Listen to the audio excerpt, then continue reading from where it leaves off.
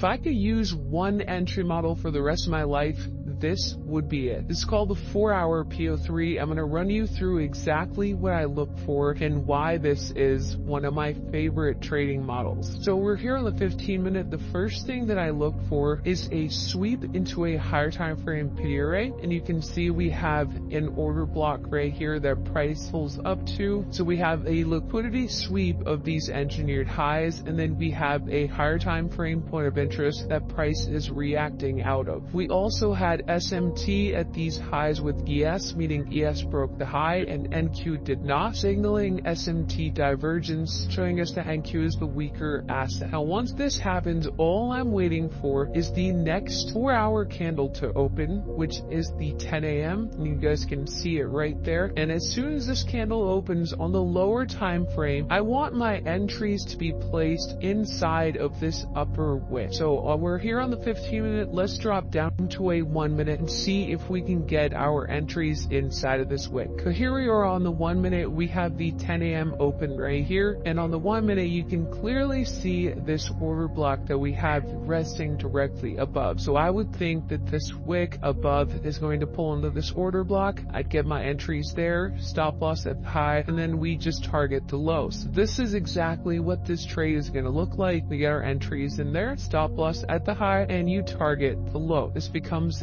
almost a 5-hour trade. So let's see how this plays out, and if we get our entries, here you go. So our entry would take place right there, and there's the trade complete.